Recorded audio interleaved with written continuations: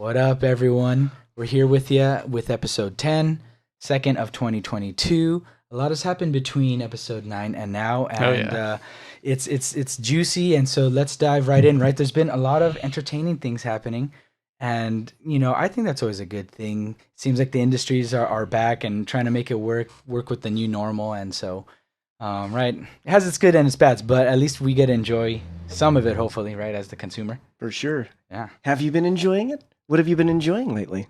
Still, Boba Fett for me has been a good one. I just got into the Mandalorian myself. Yeah. Looking forward to checking out Boba Fett. Dude, I hated the second episode of Boba Fett, though. It was so bad. I mean, it wasn't really super bad, but like, what is it with the religion of the Sand People? Who cares? I know they're trying to like humanize them more or whatever, but whatever. Yeah. I mean, it's funny because the Sand People, they've always had very little stage time, right, or screen time.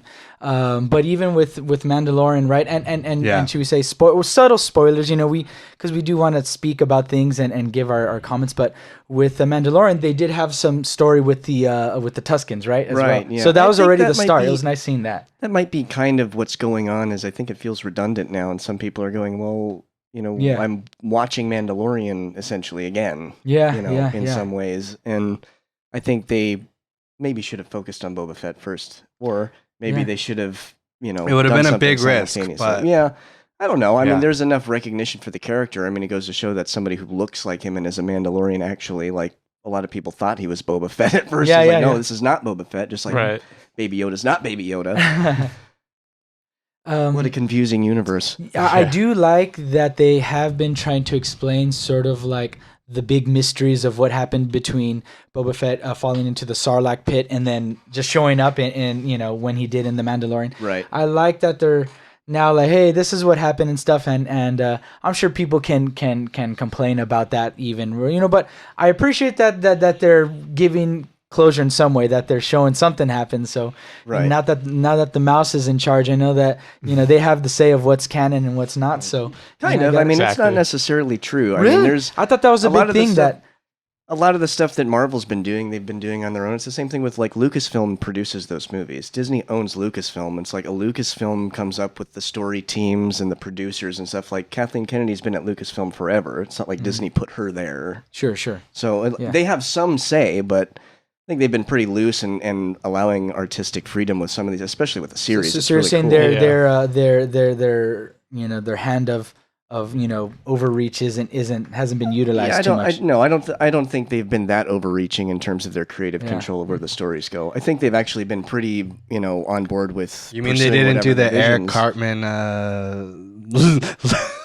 the Eric Cartman, Luke Skywalker's son? Right. I thought they were gonna do that. It could be, but that's the whole aim, though, is that the company is kind of. You mean they actually run things right? Well, yeah, I mean, they're doing this deep dive, but they also, I think they've put a lot of people who are actually fans of the stuff in charge now. So it's kind of, I don't think it's necessarily true to say that Disney's overplaying themselves. And also, in a way, I mean, isn't them doing justice by the universe ultimately going to make them the most money? So right, yeah, they don't have anything to gain from doing shit work. Yeah, exactly. Force Awakens is still, in the top 5 highest grossing films of all time. And I suppose that's why the Disney, the dynasty, is such, is that, that it wasn't through fear, but it was through love. Getting the love of the people that the dynasty has. Across the universe. Well, they definitely have a lot of fans that they don't want to piss off. And I think it's really cool that they're giving a lot of the backstory of the characters. Sure. Yeah, and that's something that you have to walk the line, is do a little bit of fan service, but also do what's right by the story and advance it and keep it fresh. And what they're doing with the Marvel stuff still seems to be, pleasing a lot of people. Yeah, no, we've talked about it a lot, and it seems like what they're producing is accessible. That's something I was trying to say. With my mom was enjoying it, and I was, I was fine with it too. And with the Hawkeye, I mentioned earlier. Hawkeye, yeah. But anyways, but with all of it, very accessible, especially if you're not the hugest, fan. Like the I don't know what the term is, but like the long-term fan, you know what I mean? You're just getting your feet wet. You're not like a hardcore fan. Hardcore fan, hardcore. Yeah. Anybody can get into it. Yeah, it's easy to get your feet wet and then get sucked in. So right. Have you seen the previews for Moonknight? I don't really know much about that. This is actually the first time I was hearing of it. Yeah. What is it like? So Oscar Isaac who is Poe Dameron in the sequels, plays Moonknight, and it's based on one of the comics from Marvel. Ethan Hawke is in it as well. Oh, that's cool. Yeah. Nice. So check it out, man. We don't have the series yet, but the preview is up. Yeah, I don't know. I know nothing about this. Yeah, I've never. I mean, like, I Do you know anything about the character? No, nothing. Zero. Really? Zero. I mean, I know it's a more recent character, so Is that the one that was in the Spider-Man trailers, or is that the Jared Leto guy? no, yeah, that's Morbius. That's Morbius, that's Jared Leto, right? Yeah, that's DC, isn't it? Oh, it's DC. I thought it was Lawrence Fishburne. That's Morpheus, dude. I know. That was a joke. I swear. A the very Matrix. intentional joke. A very intentional joke. A very intentional joke. Very intentional joke. So Ethan Hawke, who is in the new Moon Knight series, plays John Brown in Good Lord Bird, which was a series or mini-series from 2020, kind of set pre-Civil War. It's really good. I just finished that, and I was pretty blown away. Yeah. It's awesome. Yeah. Check Nice. it out. You know, it's just a lot to. So you know, at the end of the day, you got to pick and choose, and choose wisely for that reason. You know, and so you know, I even the stuff I want to get, I kind of know about beforehand. It still takes me a while to work my way into.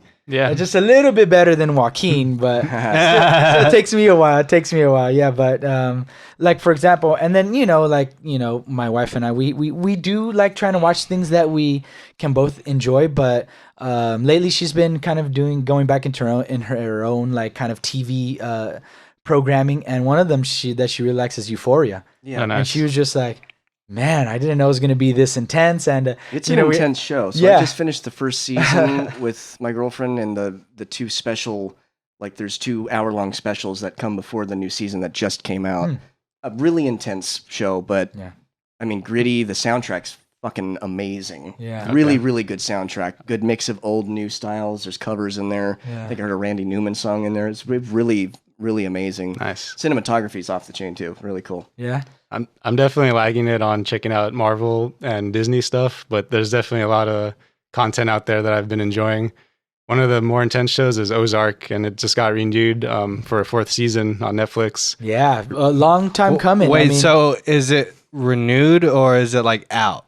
Like, I thought the 4th season was the last one. I thought that because I remember I've seen some clickbait articles that were like, guess what? You know, what series is getting canceled or whatever. And you know, that clickbaity shit and like a million ads before you get to like the 1-sentence pages. Right. And then it's a maybe. Yeah. I think production of season 4 was postponed because of the pandemic. Okay, I see. Yeah. What I had remembered, I don't know if it's changed since, is that this is the 4th season and the final season, but that this season has a couple more episodes than the previous seasons did, and so it does seem like it still is giving us a nice healthy season's worth before they, you know, end it gracefully bow out. You know, I guess we'll see. I mean, I appreciate when creatives kind of are really honest about like the longevity of a creative work, you know, to kind of just be like, you know what, anything else beyond this is kind of just milking it. Yeah, all good things must come to an end. You know, we're gonna bow out and almost in a way kind of like a testament of like, I trust that I'll get into some new good shit. You know what I mean? Sure. Yep. So like that I mean, you know, we'll see. But I've enjoyed Ozark. That came out really early on with the pandemic. I think that was one of the big. I still haven't gotten to it. I'm dying to get to it. So it's a great story, loosely, generally about some like crime involved, like a family's like connection to like this big crime ring, and It's like the drug dealers in Mexico, the main characters. Wait, like you've never seen it, Jesse? laundering money, and it's pretty believable story, like pretty gritty. Yeah. They're trying to launder money, and they get this family to sort of be like, "Hey, you're gonna launder this for us, or else we're gonna fucking kill you." You know, pretty much. Pretty gruesome stuff. Intense. But yeah. And so it takes place in the Ozarks, which is in Missouri, I believe. I think Missouri? Missouri? You mean you're not from Missouri? Or Arkansas? I thought it was. I think It's Missouri. Okay. Missouri? Ozark, Arkansas? It's Arkansas too, actually, because Everyone's right. because I think University of Ozarks is in Arkansas, actually. Okay. Cool. Well, you know, it was a part of the U.S. I hadn't heard of prior, and so now it's nice to learn about the story, and I mean a story that takes place in it. I'm not saying this is like historical. I ain't going It's like there. not historical at all. Definitely- You know what? Definitely The gives writing's some- good enough. It could be accurate for very all we solid know. historical retelling. It definitely gives some insight into the culture, and definitely like critiques classism and stuff. what I enjoyed about it, and I think it's something that I also found myself really enjoying about Breaking Bad, which is one of my favorite, I think probably my favorite TV series of all time. Great. Is that they do a great job. That's my favorite. Yeah, they do a great job at humanizing everyone, and and especially those that are definitely caught up in the tough stuff. And I think it does that very well. With the show. And who's the main actor? Is Jason Bateman, right? Yeah. Jason Bateman, and I think he has some involvement in the writing of it as well. Oh, really? Too, I believe. Or producing. Producing perhaps something, beyond just acting. I think he has an additional role. But hearing him talk, I've heard him on a couple interviews, one on NPR, well-spoken and kind of very just in tune with his craft. And it was just nice to hear. And I'm a fan of him now as well after seeing this and hearing that. And yeah, he's pretty funny actually too. Arrested Development. Yeah, good show. But yeah, very intense show. George Michael. Very intense intense show. I just feel like, I think about like what previous generations considered intense back then, and it's a reflection of like what's happened before and what the current culture is sort of right. Now with streaming, you can really see like a lot of stuff that would have been censored like on cable or TV. Yeah. I mean, I even think of stuff like, let's say, like, I think that when it first started, like Sex and the City was like a really very like risque sort of series, and I think about it because during the pandemic too, my wife kind of I did get sucked in and I started watching them. I'm like, and wow, this is made when, and they're talking about these issues regarding, or not issues, but just the realities of like sexuality and from a woman's perspective and yada yada, and love and life and all that. And yes, I'm a fan. No, but of Euphoria. You know what? Good. No, I was gonna say Sex and the City. Oh, Sex and the City. But then kind of now seeing, Euphoria is a little bit, but then now seeing that, I guess what I was just trying to say is like the journey of what things are discussed and shown in this case, like visual media. Well, the thing is, Euphoria stayed definitely taking that farther. And I want to say a funny thing is that we share the HBO account, and my wife's always like, "Oh man, I hope your mom doesn't like ever stumble upon like, hey, watch again or whatever, whatever they do or currently watching my profile." Yeah, just like she's like, "Hi, Mother Mia," But yeah, hey. So speaking of streaming, Don't Look Up's topping Netflix. Yeah, yes. Number one. Yeah, so good. Good, yeah. So good. I think we're all fans at this point. You still haven't? I still haven't seen it. No, they both haven't seen it. I still have not looked up. Really? I'm surprised. I mean, you're usually you would be one of those not look uppers. You know, not look upper. Upper. They lied to us. I'm looking in. Yeah. Hey, we gotta look at the man in the mirror first and foremost. Yes. You know what I mean? But we got new news for the multiverse. Yes. Ooh. Oh yeah, the next Spider-Man into the multiverse is going to have different animation for every dimension in the story. That should be really nice. Heck yeah. Kind of like a evolution on Fantasia almost, It actually reminds me of also another Disney thing, Visions by Star Wars. Each episode has a different animation style. Right. That's really neat. Looks cool. I think about of like the things in my life that like I really got to grow in awareness of like different art that can be told to tell the same story or similar story within the universe, right? Was The Legend of Zelda. Seeing especially, just the graphics for the original 3Ds, right?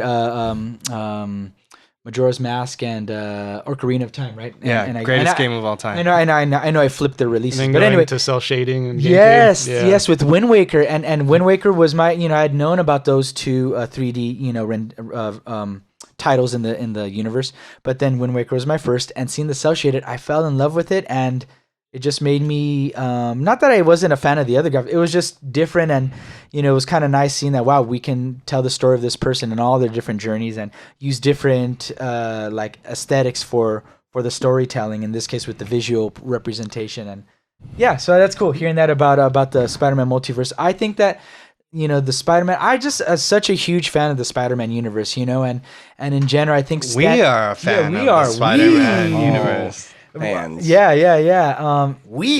There we go. Yeah. Thinking about, I think I remember hearing Stan Lee talk about how, Spider-Man, he's young and he has issues, he's not this perfect guy, and he's saving the world too on top of it, and so that was, always the appeal of Spider-Man. And it's now cool that they're seeing the inclusivity, yada, yada. I'm a fan of Spider-Man pretty much. And my fan, what's it called? Your spider rant? Fandom? My fandom, yeah. My standing and stan. And Stan. Yeah. Transmission done.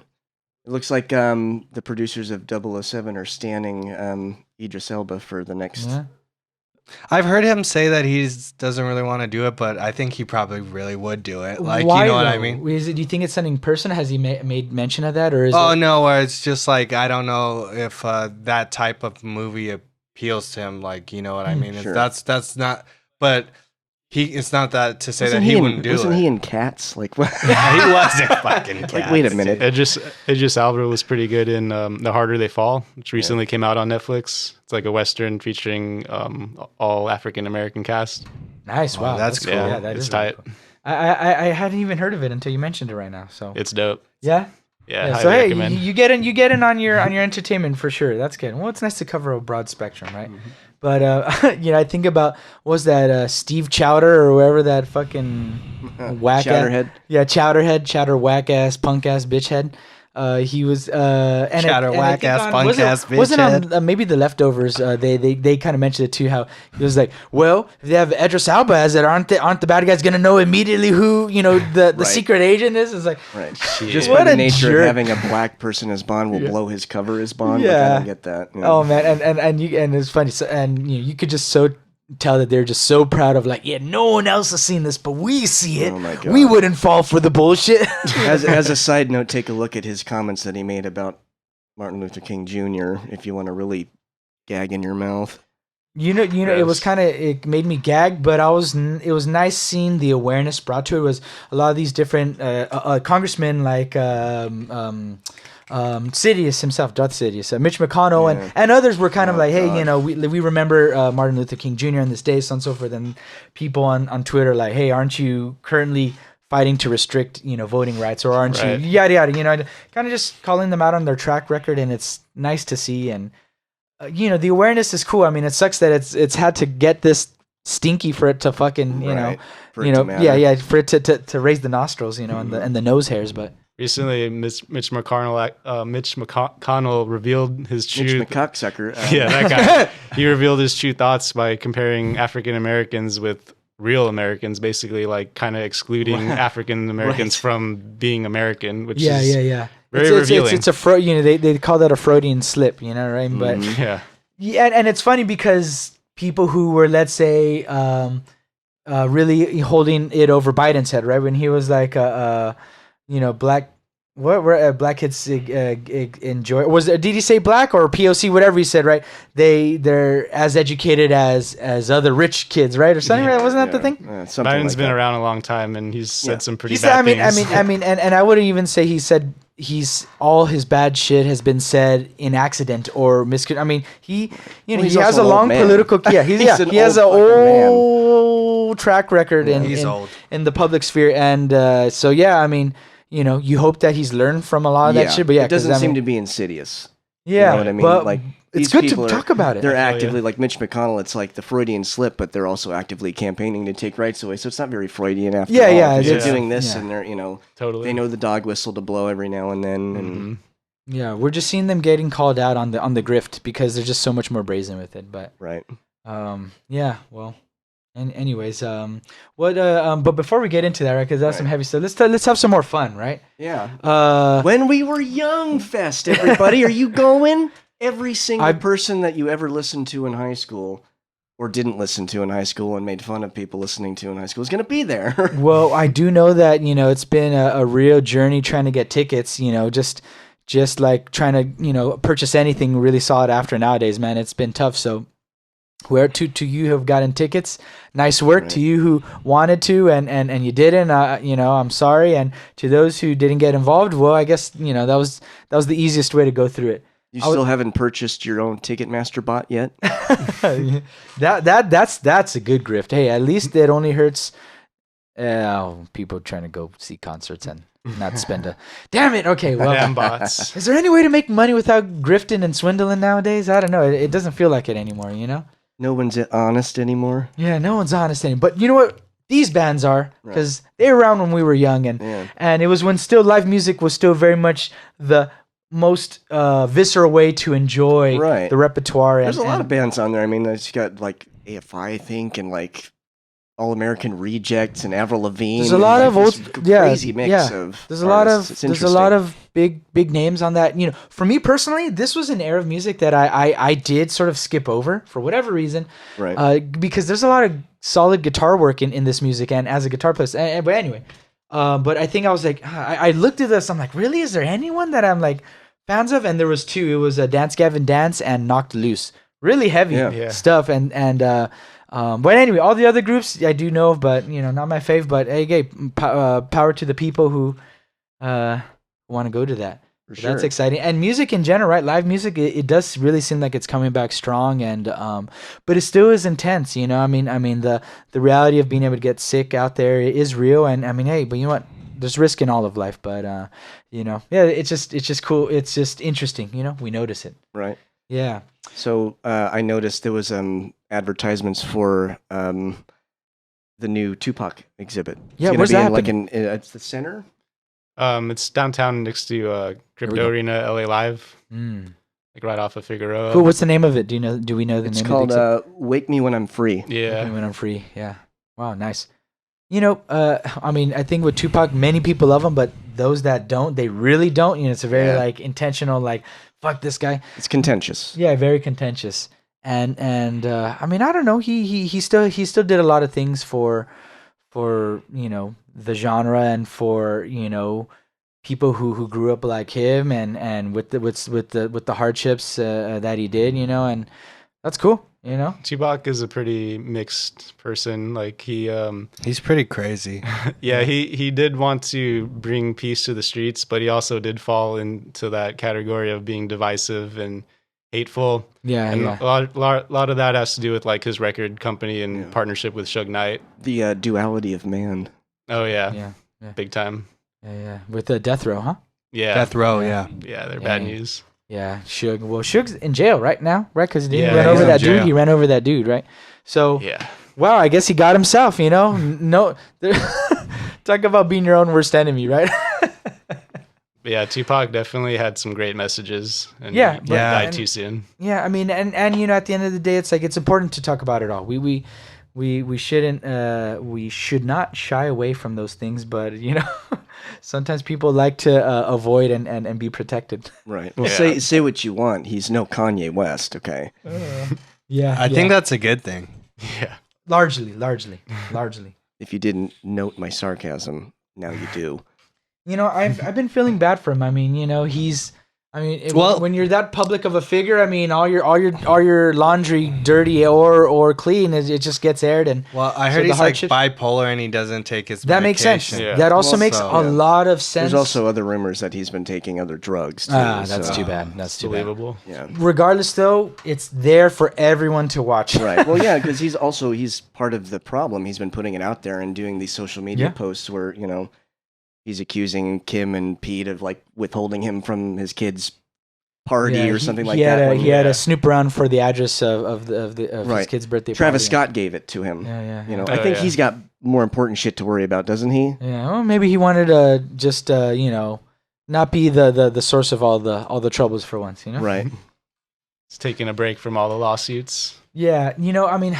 And with that being said, Kanye, I'm not a big fan of him. I have respect for his resume, sure. But I also won't. But he throughout his presence in the public sphere, he's been very cocky and very like holier than thou, my shit don't stink kind of thing. Oh yeah. And so I do find it hard for me to have humility or like just feel sympathy, for him. Sympathy. Yeah. Thank you. Yeah.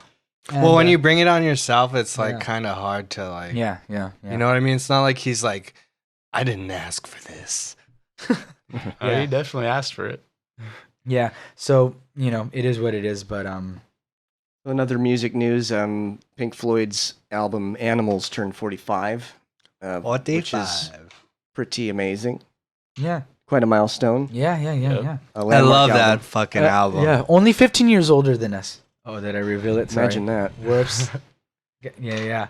I love that album. Like such bangers, such like epic tunes, all of them. You know, I love dogs. Dogs so good. I love sheep. Sheep's a sleeper. All the pigs are good, but I think 3 different ones are mine. Yeah, my pigs, 3 different ones is the best one. That's my favorite song. Pretty heavy and important messages on that album. Right. Yeah. For sure. The themes are very heavy. I mean, it's interesting to look back to as being like in high school and pulling out the album and going, there's only 5 songs on this fucking album. What's going on here? Really doing a deep dive into that. I mean, it's a headphones album for sure. Mm-hmm. The music is spectacular, but the lyrics are really biting for sure. And they still do. They still slap. Yeah. Oh man, I love that. One of my favorite melody lines is in Dogs. You know, because it's just such a lovely vocal melody that just transcends over the changes. Mm-hmm. And the changes, you know, are trugging at a slow pace too. They're really able to sit. You know, but the vocals are sitting even higher, you know, above it, and then man, one of my favorite bass lines ever is the little turnaround in 3 different ones, right? Boom, boop, boo, doo, doo, doo, doo. Yeah, he's really good. And a lot of those funky bass lines came from David Gilmour. Yeah, that makes sense. Yeah, I think he's the one at the end of 3 different ones. David Gilmour is playing those funky runs on the octaves on the bass. Yeah, it's sonically it's solid. Yeah, up there with my favorite Floyd efforts. Mm-hmm. Yeah. Wow. Well, hey, you know what? I'm glad hey, stood the test of time. So, you know, truly. Yeah, for all to enjoy. And now there's, you know, even though there's more than ever, but it's nice to see that some of the older ones before us are still around. You know. Yeah. Because sometimes you see how really time does age certain works of art. You know, and you're just like, man, it is what it is. You know. Right. You just have to take it. That era of Floyd is pretty timeless. The production is so timeless. Yeah. Well, wasn't seamless. Like I mean, even though it's like the most overplayed one, wasn't Dark Side like on the charts for like 742 straight weeks? It was their first big album. Mm-hmm. Like, it was one of the biggest selling albums of all time. It was up there so with it's like just Thriller timeless, and like their music, like Eagles' Greatest Hits or some shit. Like that was the top 3. Yeah, so it's like Eagles' Greatest Hits, really? Yeah, and Thriller by Michael Jackson. Nice. The weirdest 3. That's a good combo. Yeah, it's a good combo. Yeah. But the Greatest Hits. It just feels such a. I mean, I guess good, nice. They had it. But in a way, does that mean that their bangers were the only bangers? You know? Probably not. Or their bangers, I mean, not for me. Or their bangers were that much of bangers. They were a pretty big staple on album-oriented radio. If they weren't, I would say Eagles, so. I didn't know that. Wow, that's cool. Yeah. Nice. Well, you know, it's nice to be having our ears being, you know, pleased and teased with these different sounds, especially when, you know, there's a lot of heavy stuff to be reading and seeing with our eyes. And I think about lately, with the Olympics and stuff, what's been going on? Yeah, so the ESPN organization has put out a memo or something like that said they're not sending reporters to the Beijing Olympics to report on the Olympics. And China has come out and said, you know, basically that they're threatening athletes that do any sort of protest with some sort of retribution. Mm-hmm. So that's China not a fun loves situation. to censor. Yeah, it's amazing. But their economy. But they're commies. Crazy. But they're commies. I mean, China's it's just so big, right? I mean, and then so like there's a lot happening, even though a lot of it is still pretty heavy. But yeah, no, I mean, yeah, I think this just shows you a big sample of their general mindset and aesthetic towards things, and maybe perhaps, you know, you're thinking about like of how like, you know, former President Trump just, you know, trying to explore that relationship. It's like, why were they able to do that? You know, right. Especially seeing how things have changed recently and how they're, you know, working together with Russia and things like that. Yeah, it's just intense. Yeah. Right. Oh, yeah. You see this sort of plot for like, they're undermining everything. Between the two of those countries, it seems like they're in cahoots in some form.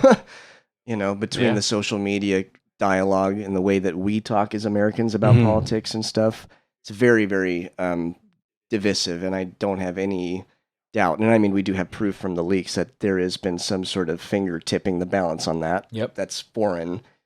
So, you know, that's what we have to look out for and just make sure that we're doing things better than we did before, which means acknowledging, you know, human rights violations, doing best at home to do to make sure that we're also not violating human rights while we're scolding other people. Exactly. Yeah. You know, but it could always be worse. Yeah. But I mean, you know, slowly but surely, it's I appreciate the awareness, and that's just something I've been noticing more. Even when I was talking about people kind of calling out those those hypocrites, trying to revere Martin Luther King and this and that. It's Junior, and so yeah, it's nice. The awareness is good. It is a very slow thing though. It's a slow journey. It requires a lot of patience and a willingness to like be uncomfortable and like MLK said, the moral arc of the universe is long. Yeah. Right. But it bends towards justice, correct? Yep. Yeah. The big one was right is that the biggest. I feel like I'm gonna kind of butcher this, but like paraphrase. Don't do it then.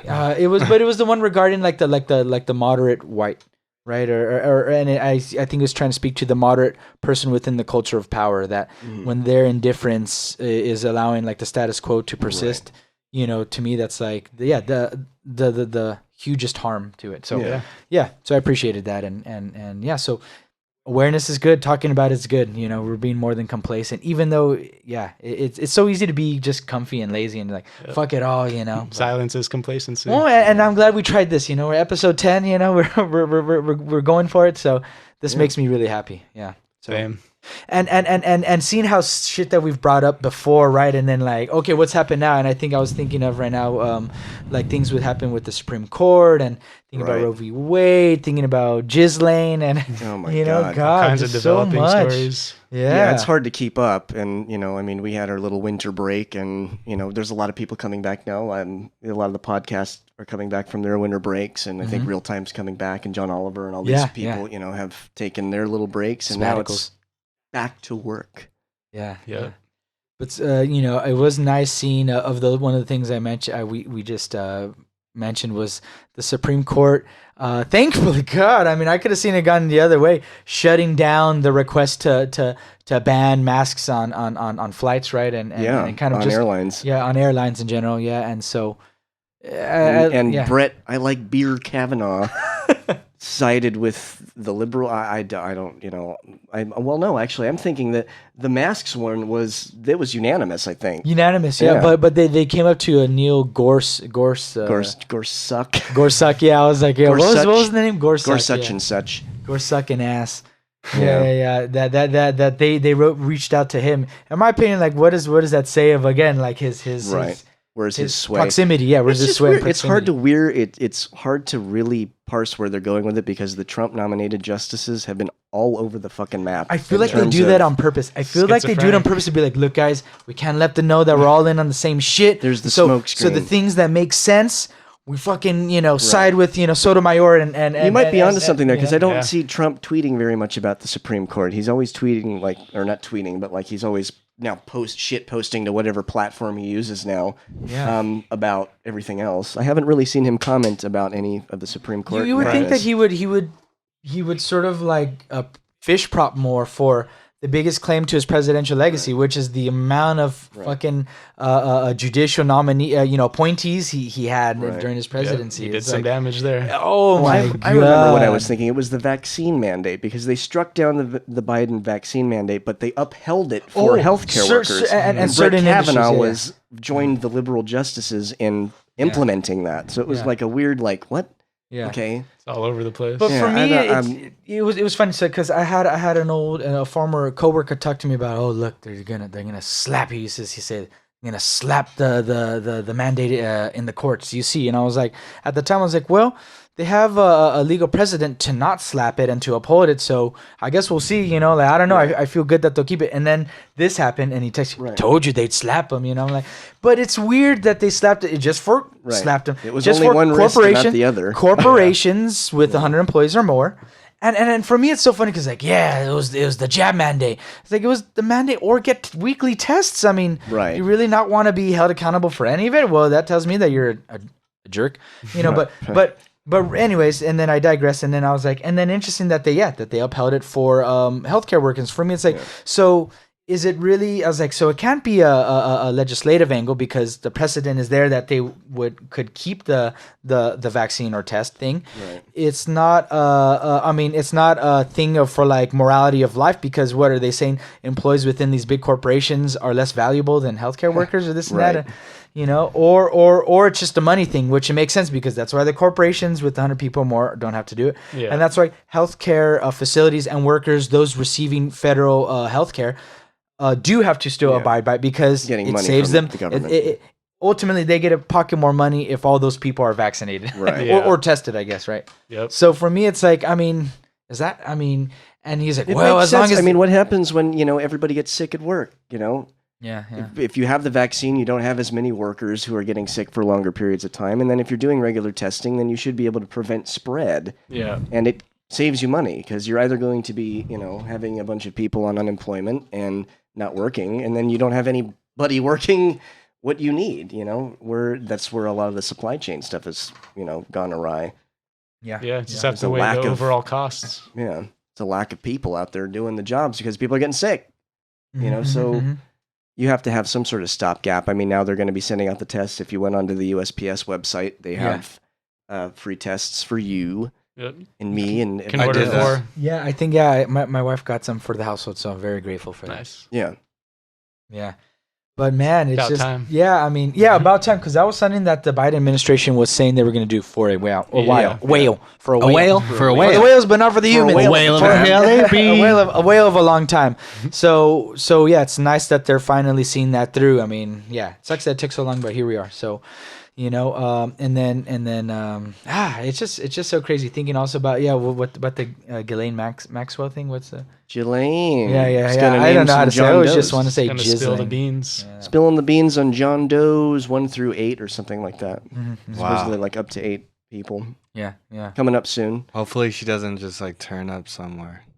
Yeah. Well, I'm sure there will be some sort of device that will find her location.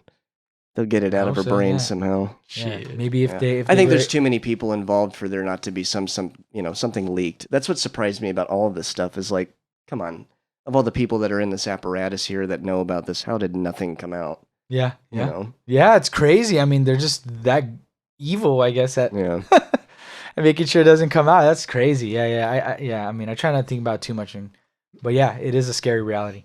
I wonder Keeping if some Matt secrets. Gaetz is on that list. Well, and I wonder if all the QAnon guys are like, hey, look at this. This is our golden goose finally, and including Matt Gaetz, but maybe they'll just vote for him instead. No, We'll see. I mean, Most likely. Yeah. Trump was an associate, Yeah. and they wanted to, be insurrectionists and keep him in power because he was going to expel all the, creeps. Like, no, he is a creep. Yeah, he is a creep. And That's part of the issue, you know. They're all in cahoots. yeah. Speaking of Matt Gaetz, nice to see that an ex-girlfriend is apparently going to testify and receive some immunity in return. But yeah, in regards to the sex trafficking probe that Gaetz is being investigated for. So interesting. We'll see what happens of that. I mean, so far, Conservative Republican family values in action, ladies and gentlemen. Yes, boy. Yes. Priorities USA, wasn't that one of the big packs? But then wasn't there also family first? Families first. Families first. There we Yeah. go. Families first. Come on. The irony. Think of all the children, even the ones that are Yeah. wed out of marriage. Yeah, as the old school term is, right? Yeah, so more wedlock. other breaking news in terms of the January 6th fiasco. A lot of shit's happened with that too, right? Oh yeah, A lot of stuff. The Justice Department has charged 10 people with seditious conspiracy, including one of the leaders of the Oath Keepers. Yeah. So there's definitely some organized attempt to overthrow the government. That's huge. It just reminds me that before it was in 2020, and I was listening to a story on NPR talking about the oath keepers and some other self-identified right-wing groups, this and that, and man, just hearing about it was just really scary. Just really hearing about the idea of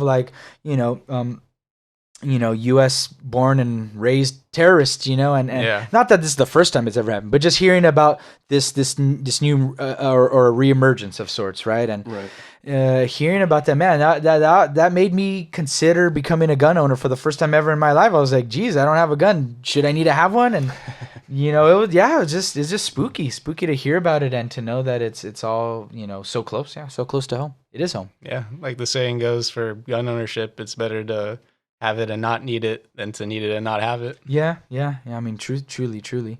But that's a whole nother thing, because didn't gun ownership in 2020, like, it was like through the roof, right? And it's like, I really hope everyone's doing their part to be informed about like how to handle the thing. Safe. And responsibility. Yeah.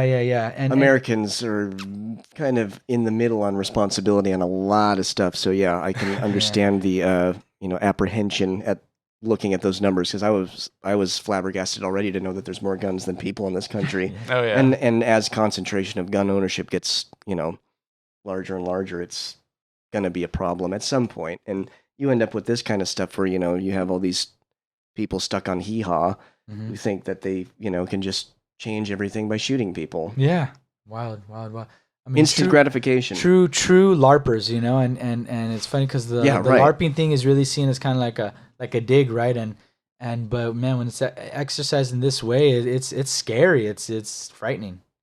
That people are willing to go that far for a political stance. I don't know. What I mean? For it's just. Well, yeah. I mean, if you combine the casual racism with toxic masculinity and all these other things, and with it becomes a recipe for disaster religious if it's not checked. Spirituality, religious absolutely. infusion of to the point where I mean, like we were talking about the last time with the family, where the son turned his dad in, and you end up with this total skew of interpretation of what happened. Yeah. Where to one side of the family he was a savior for going there to be a traitor, essentially, and then the other side of the family calls him a traitor. But there's people who are listening to me going, he's not a traitor. Yeah. You're the traitor for thinking that he's a traitor. Like, it's becoming a meme now. It's scary. People are becoming radicalized all over the place, and it's unfortunate. Yeah, it's an inability to accept maybe occasionally being wrong. Yep. An inability to participate in a conversation where maybe you don't agree with somebody and that being okay versus it being the end of the world and like, I can't believe like you even think that way. Like, goodbye. Fuck you for believing that. I'm going to fucking shoot you for believing that. That's how stupid you are. Like, we don't have any more relation where, I would also it's responsible. And what I'd say is that what that creates is a culture that doesn't value, being willing to say, hey, I was wrong and I'm acknowledging it, or being willing to say like, I can listen to other people and really comprehend as objectively as possible what they're saying without adding my own biases and inference, right? And only pansies and libtards and Democrats are wrong. And so it's like the country can do better. It's like everybody can. Exactly. That's tied to the education thing. It's like the lack of investment we have in our public school system and just even cost of college, right? This and that. There's so many different factors in the U.S. that are just really proponents of making it hard for people barriers. to get a decent education, a well-rounded education. So it's really heartbreaking, but and then everyone becomes snowflakes because they can't take criticism or good faith, constructive, criticism and feedback and whatnot, and no self-reflection going on. Yeah, and instead they make laws that prevent snowflakes from getting their feelings hurt by certain realities of our country's history and things like that, right? Yeah. So of course Ron DeSantis, in Florida, wants to issue some sort of a proclamation that like prevents white people from being taught things that make them feel guilty, I think is what I read. Oh yeah. Whitewashing history. Right. Well, it also seems like it's like that very, very extreme reaction to trigger warning, on the left, where there's all that where like we can't read about our history without like, okay, by the way, this might be triggering to you. Like, yeah, that's life. But on the other hand, it's like these, making white people the victim. It's hilarious. Yeah, truly. It's like you're literally all the things that you say about everybody else making themselves the victim. You're literally doing the same fucking thing that you're saying everybody else is doing. Hypocrites. And then they're all the same people who are anti-cancel culture, but anytime anybody disagrees with them, you got to go. I mean, it even goes back to the whole, the election, 2020 election, right? And that everyone was talking about, Hillary lost, get over it kind of thing, right? And and sure, people were upset that Trump was president. I know I sure was, but then like as if like, oh, you're still talking about it, so many years later, and it's like I feel like no one's talking about it. I feel like we just want whoever's president to be, and not everyone, but I know for me, I just want whoever's president to really succeed, and I'm gonna give them credit where credit's due, and like, okay, it wouldn't have been an issue if Trump didn't beg the question, because they like went out of their way to go like, no, there was more people at the inauguration than the last one, and no, there's not anything bad going on, and no, it's like, okay, come on, you ended up, and then Hillary didn't win because 3 million of those votes were illegal, and it's like, she didn't win the popular vote, right? But this whole thing, it's it can go both ways, because then you had people like, the Bernie supporters who were just, flabbergasted that Biden turned around on Super Tuesday too. And it was like, oh my God, he played politics. Maybe if Bernie did that, he would have gotten the nomination. Like, learn how to play the fucking game and maybe you'll win. And don't deny the results when you fucking lose. And we've lost that. We can't lose anymore. We can't be wrong and we can't lose because it's impossible. I mean, Democrats weren't happy having Trump president, but we never thought he was illegitimate the way Republicans are talking about Biden being illegitimate and basing all these actions on like a stolen election, which was like the most secure election we've ever had. Right. And you had people who, criticized the way things were handled with the Comey investigation and with Russiagate and all that stuff. But I don't think anybody was really like, okay, we need to go through the system now and you got to go. We tried to impeach him. They impeached him in the House, but twice, right? Twice. Twice impeached. Yeah, good job. Good job. Where did that lead when Biden was leading the Senate after the 2016 election, when Trump got, the win basically, and everybody was doing the same thing where they were protesting electors and stuff like that. He was sitting there with a hammer going, next, this is procedural. Yeah. There's nothing I can do, Pence didn't really play that the same way. I mean, he ended up doing the right thing, but it wasn't like he was still listening to people like, getting advice and deciding, oh, well, maybe the vice president can sway this thing and maybe we can do it. It's like, no, you can't. I mean, the documents that just got turned over to the January 6th committee, they're talking about Trump having told the Secretary of Defense or something like that to get ready to pull the fucking voting machines or some shit. Like, loser. Amazing. That loser. But it's unfortunate that the grift in this realm, right, of the stolen 2020 election, it's just so deeply entrenched in these people. Like, they truly believe it. And why I say that is, right, didn't we hear of people who, some people who were there at the insurrection on January 6th called Pelosi's office saying, hi, I'm looking for whatever. And, I may have left it when I was there in your office in January 6th. People who stormed the Capitol called Lost and Found to retrieve items they left as they were storming the Capitol. I mean, how dumb can you get? They just are confident they can't do anything wrong. It's not dumb. I mean, I applaud them. Some of them are not. Okay. Well, how about this? I take that back. Some of them are dumb. Yes, some I assume are smart people. Right. But they're not bringing their best. Also being dumb and being so true and dug in with your beliefs aren't mutually exclusive too. Right. So yeah, but that's funny. I mean, and what I'm wondering is that sort of a form of self-incrimination? I wonder. I don't. I mean, I think at this point they've gotten quite a few people, right? In for January 6th. So I don't know how many people, I don't know what the original estimates were of how many people, went through the Capitol. And do we know about that? I don't know. No, but I assume that they find more people every day, especially with something like this, where, we missed that guy, but thankfully he called in to retrieve his sweater and now we got him, And then I assume there's a lot of people who have been charged that they'll probably review, the Justice Department will review it and, lean on sentencing and, because seditious conspiracy is a very serious issue. Oh yeah. Yeah. Well, I mean, it's just nice to see because, I mean, even hearing that, right, pipe bombs were scattered throughout the area, and now I've even heard that like certain weapons. I don't know. Yeah, they had weapons across the river in Virginia, and ammunition as well. They had weapons across the river in Virginia that they were going to bring into the Capitol once they secured it. Wild. So yeah. So yeah, good. Get these fuckers. You know, I mean, and I'd like to see the people who are upset at the protests that were associated with like BLM protests, right? Because that's a big thing. Oh, but the BLM protests, right? They looted and destroyed. It's like, well, where's that same energy here? You know, I mean, it's not okay to loot Target, but go ahead and ransack the Capitol. Yeah.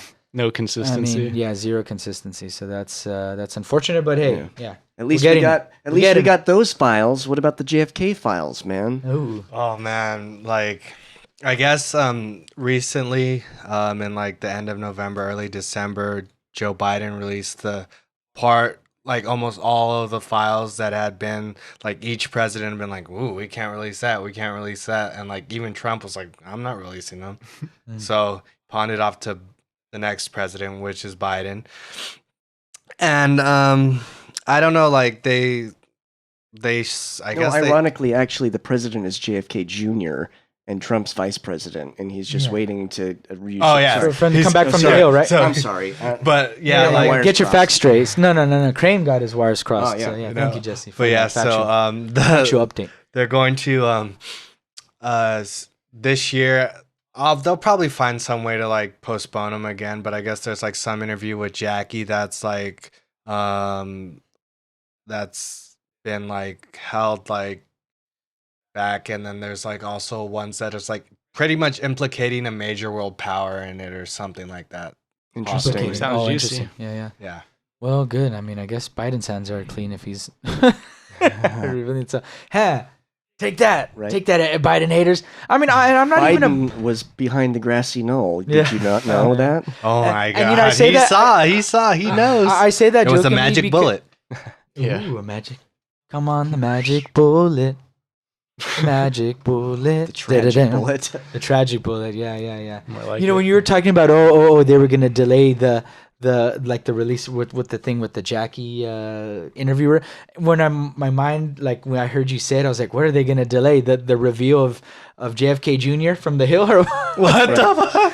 Jackie's the one who did it after all. Yeah. Oh no, just because at this point it's who believes what, and it's a little different because of the releasing of these papers, but just funny, just all like the weird stories and conspiracy that's been around. Well, that's what's kind of intriguing about it. Is if you think about it, what happens when all of the files get released? Some people won't buy that. Yeah, some people will be like, that's bullshit. Exactly. Yeah, some people will never be happy, man. Never happy. And I guess at least they're consistent.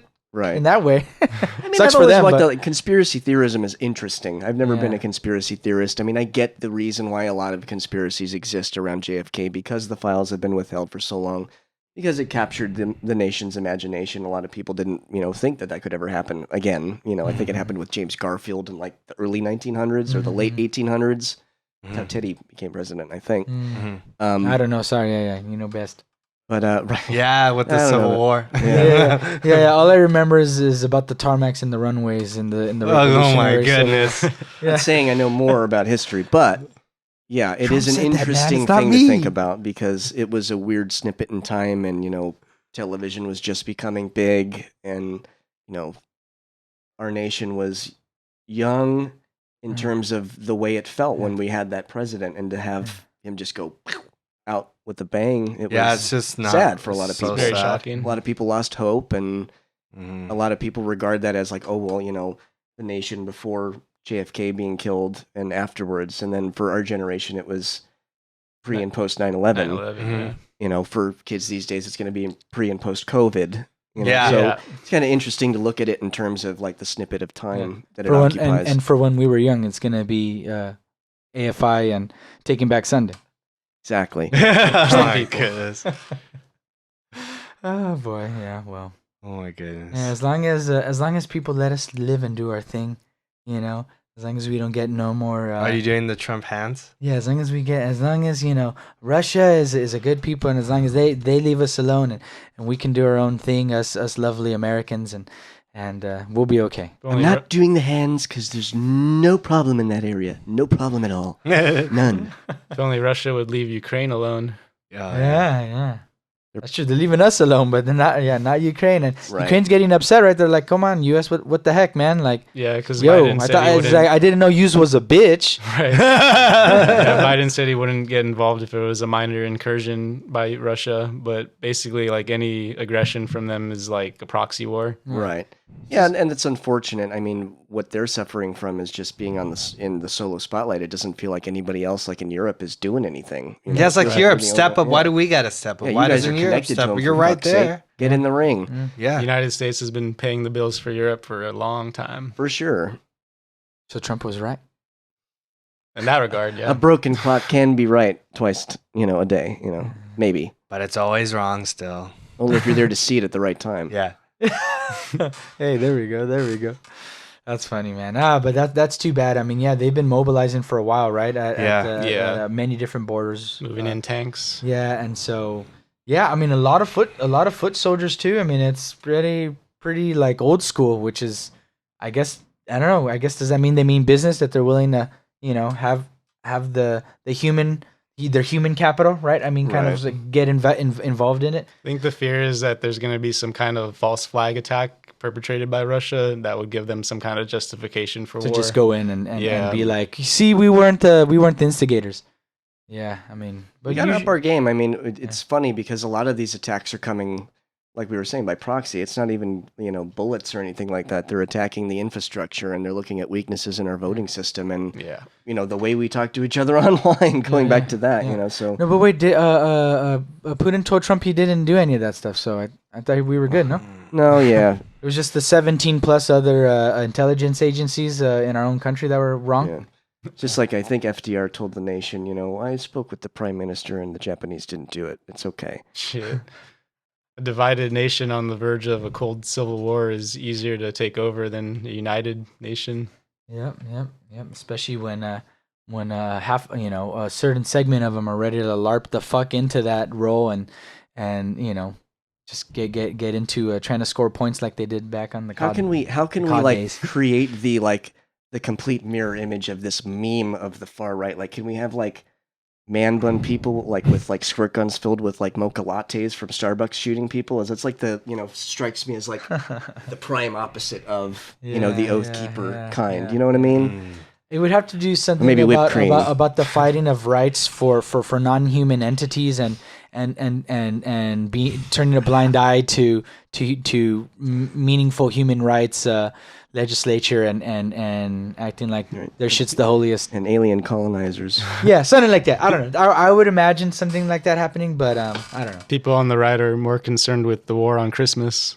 Right. Yeah, I mean, again, talking about snowflakes, right? It just projection city, like who's the one getting upset that they're not being told Merry Christmas by Starbucks. A cashier or some sort, and who's the one not getting over the political process in the country, and right. So yeah, it's too bad. But I think the online behavior forum has created like everybody is a meme of themselves online, essentially. Yeah.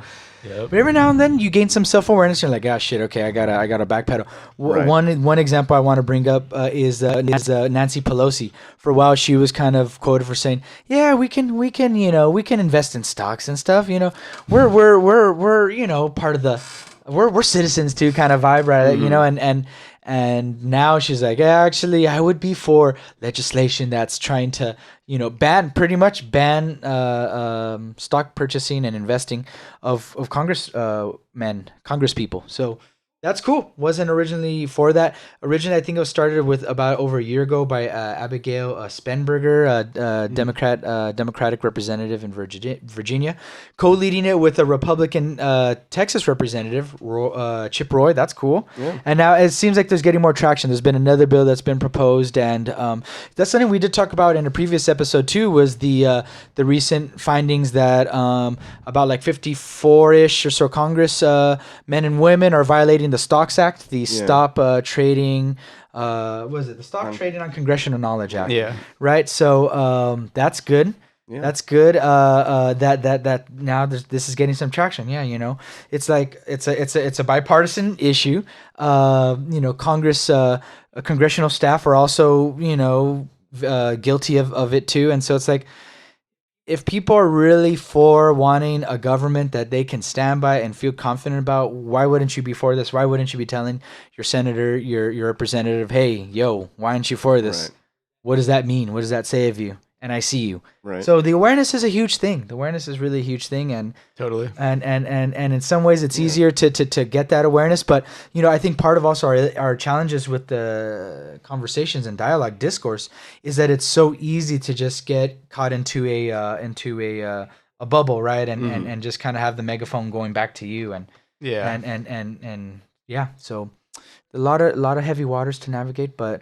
We are here. Don't worry, friends. We are doing our part to engage in these conversations and have you listen and share. And we thank you for giving us your time. It's episode 10. Woohoo! Made it to number 10. Yeah. Thank you for being here, friends. We will be back for the 11th one, and looking forward to all the good and I'm sure some bad shit too that'll be coming up. So until then, friends, be safe. Happy 2022. Let's really move forward and let's do it together. Yeah. Peace. See you, love, baby. Bye, everyone. Nice. Good shit. Yeah. That was.